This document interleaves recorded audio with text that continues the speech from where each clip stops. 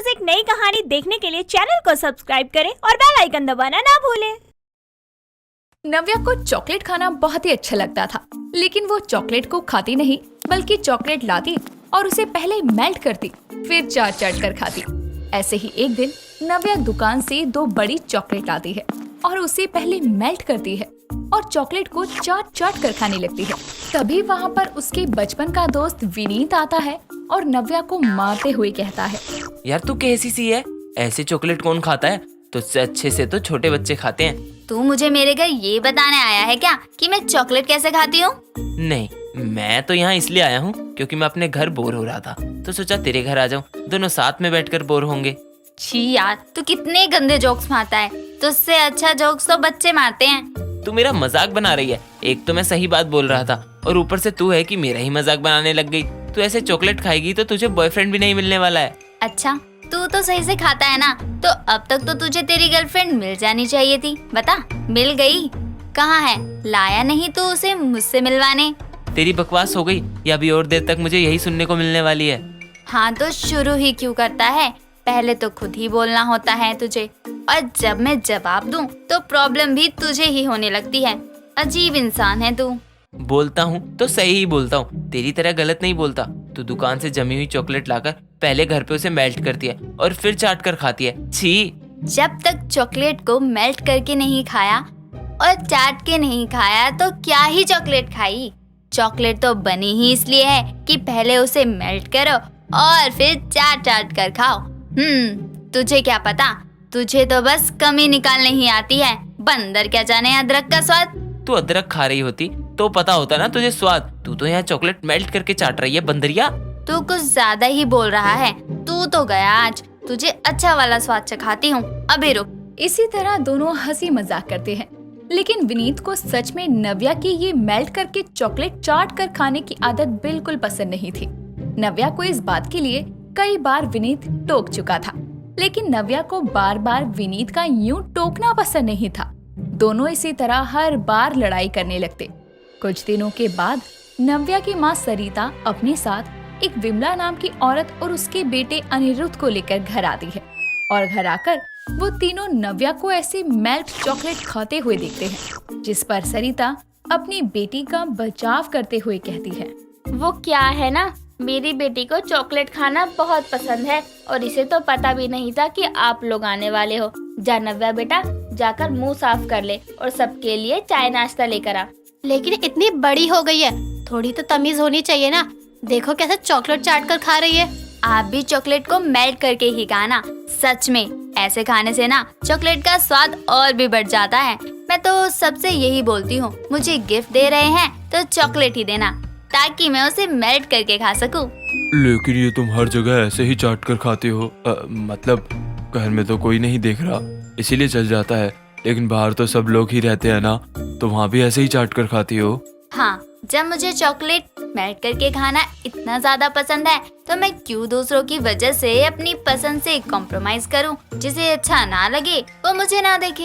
अरे मेरी बेटी मजाकिया भी बहुत है और अब भी देखो मजाक ही कर रही है, लेकिन आप इसकी बातों को सच मत मानना। अरे अब तो यहाँ खड़ी रही कि क्या, बोला ना चाय नाश्ता लेकर आ।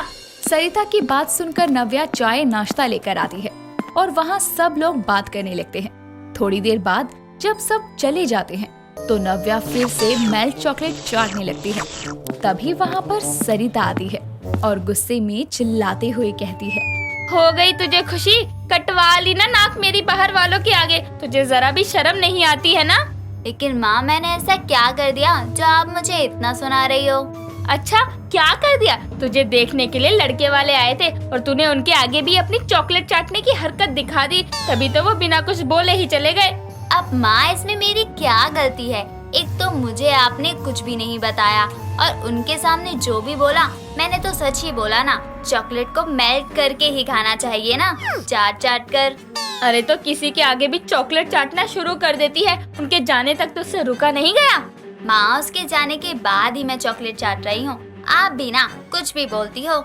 अच्छा, और जो तूने उनके आगे बोला कि चॉकलेट तो ऐसे ही चाट कर खाती हूँ मैं, बाहर भी, अब बता वो लोग क्या सोचेंगे तेरे बारे?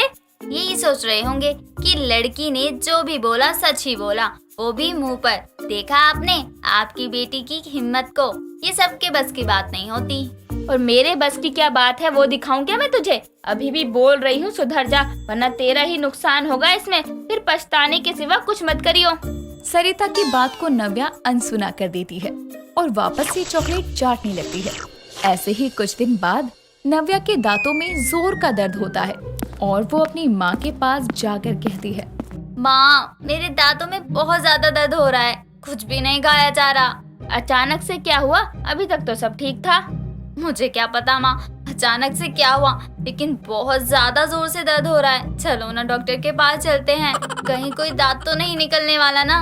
हाँ चल दिखा देते हैं, अभी क्या पता बाद में कोई बड़ी परेशानी ना बन जाए, इससे अच्छा अभी ही जाकर दिखवा देते हैं। रुक तू जरा, मैं अपना पर्स लेकर आऊँ। दोनों माँ बेटी डॉक्टर के पास जाने के लिए निकल ही रहे थे कि इतने में विनीत नव्या के लिए ढेर सारी चॉकलेट लेकर आता है और बोलता है, अरे आंटी जी, आप दोनों कहीं बाहर जा रहे हो क्या? वो सब छोड़, पहले चॉकलेट दे तू। तुझे पता है ना, मेरा ना बहुत मन हो रहा था मेल्ट चॉकलेट खाने का, और तू ले आया। दोस्त हो तो तेरे जैसा, वाह। अरे अभी तो तू दर्द से करहा रही थी और अब चॉकलेट को देखकर तेरा दर्द भी गायब हो गया। माँ, जो मेरे दर्द पर दवाई असर नहीं कर पाती है ना, वो चॉकलेट करती है, इसलिए चॉकलेट को देखकर ही मैं ठीक हो गई।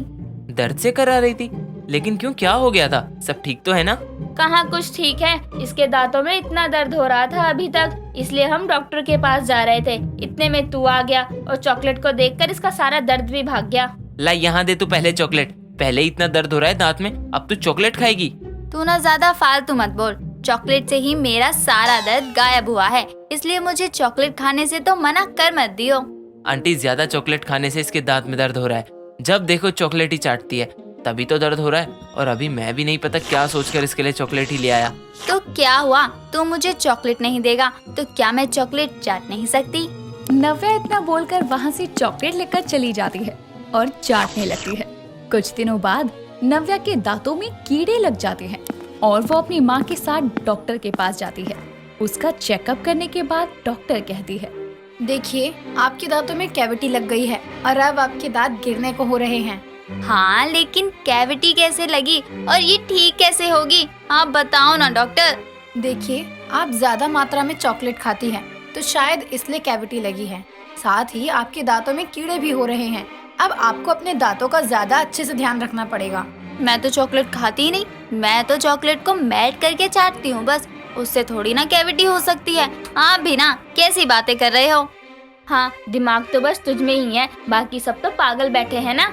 आपसे ज्यादा इन सब चीजों की मुझे जानकारी है। और रही बात चॉकलेट चाटने की, तो वो भी तो आपके दांतों को ही लगी होगी ना, या सीधा पेट में जाती है।